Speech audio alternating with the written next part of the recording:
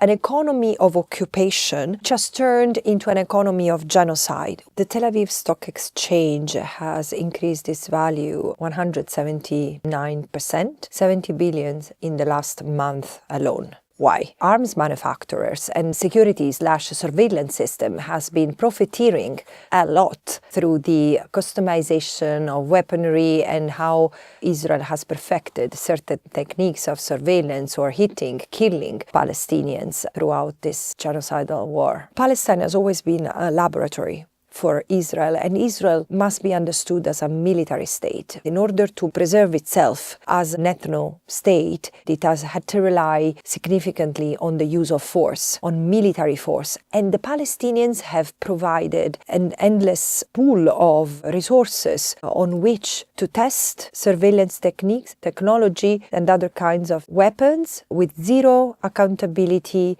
zero scrutiny, and a lot of return. One people enriched and another erased. Israel's economy is a business of erasure, of elimination. 60,000 people have been killed. Over 100,000 have been maimed. 1/3 of the killed ones are children. The harm that has been done to the Palestinians is enormous and can hardly be met by justice. However, there is something absolutely abominable in the way this genocide has been committed. This is a genocide that has been enforced through weaponry, technology, and surveillance systems of the 21st century. If I look back right now, after 3 years of this mandate as a special rapporteur, I see a continuum in various pieces of work that I've done. Israel has violated the right of self-determination of the Palestinians, like the rights to exist on the little land that remains to them, politically, culturally,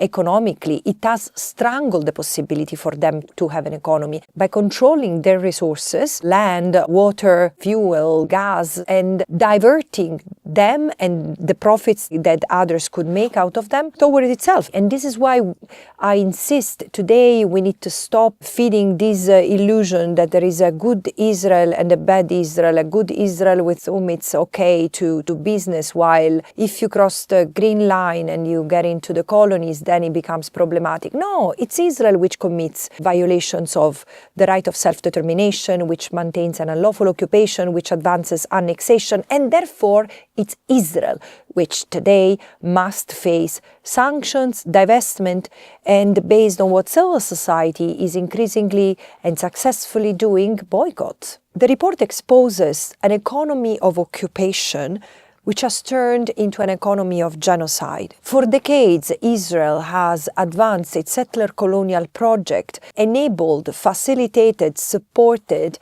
by a network of private entities, which range from the arms sector, Elbit system, Lockheed Martin, surveillance sector, Palantir, whose tools, techniques, and equipment have been used to forcibly displace the Palestinians from their lands, to destroy their lands and livelihoods, their homes, and then to segregate and surveil them with walls, fences, CCTV cameras, etc. And then they have been replaced. So they have been displaced and replaced, and in a way in which the private sector has proven instrumental in creating a new habitat, a new ecosystem made of homes, services, infrastructures, where Israeli Jews and others and their partners, their associates, have replaced the Palestinians. Think of the construction of the colonies, roads, water and electricity infrastructure, extracting Palestinian natural resources,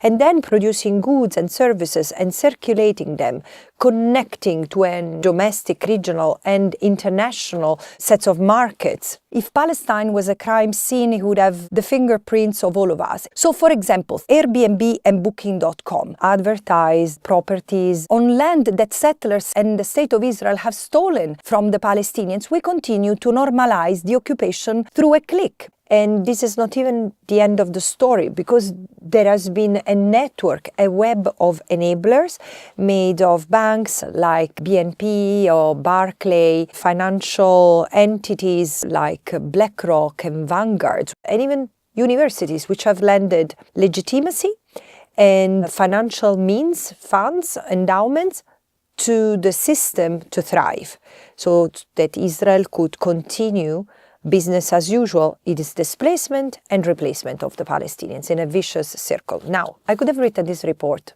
decades ago, and still what has happened now is that instead of disengaging from this economy of occupation, which is unlawful, and we need to understand the legal framework there, because it implies responsibility and possibly liability of companies and their executives, is that instead of disengaging, these companies have maintained their entwinement with this economy and have even profited more. Hyundai has been providing machinery that has been used to demolish Palestinian infrastructure in the West Bank. And now that machinery is being used to pulverize Gaza. Same with Volvo. Volvo has been providing buses used to connect colonies and the colonies to Israel. Or thinks of the weaponry that has been enhanced and rendered more sophisticated through the support of artificial intelligence and other technologies in order to become more lethal at a reduced cost of life for the Israelis, like unmanned technologies, quadcopters, killing drones. So all this has generated an incredible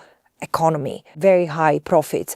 But also think of the water industry or the dairy industry that should have complained for losing the market that Gaza represented, right? No, they've not made a peep because ideologically they support what the state of Israel is doing.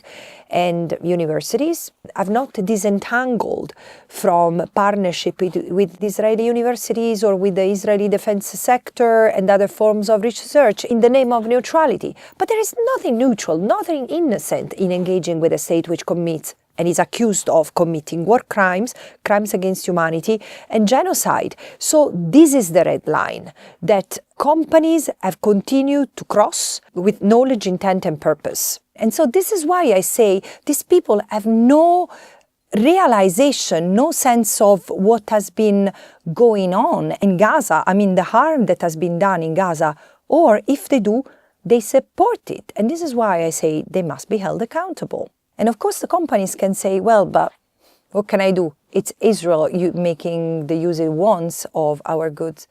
Yes, but you are enabling it. You are profiting from an unlawful endeavor. The fact of being directly linked to this economy enmeshes you in an economy of occupation. And if you are not held accountable in courts, well, you will have face accountability through the choice of your consumers. The strength of this report is in how it explains and exposes a system of entanglement and complicity of private actors with an unlawful endeavor. The International Court of Justice says that the occupation is unlawful, it should be withdrawn totally and unconditionally. And so the question is, how can ever be envisaged that the private sector can do what is prohibited to states, like recognizing the legal consequences of an unlawful act, which is criminal, and trading, aiding and abetting, supporting this unlawful endeavor? This is why I say the only legal move that companies can make is unplugging, just pulling out of their entanglement with Israel. Private entities are allowed to get away with their violations of international law because this is what they've always done. Historically, private entities have been enablers and drivers of settler colonial enterprises, dispossession, dismemberment, and subjugation of entire nations. Indigenous peoples bear like living testament of this. Palestinians are the last to be genocided in the pursuit of profit. However, as the post-Holocaust industrialist trials marked the end of an era of full lack of accountability, and South Africa post-apartheid has advanced the development of a normative framework to regulate the conduct of business. This is the test. Palestine is forcing us to take the opportunity to test that legal framework and to make sure that whatever businesses have done until now, meaning pursuing profits without zero accountability and zero scrutiny, changes once and for all. People who are enriching themselves out of this catastrophe have to be looked for everywhere they are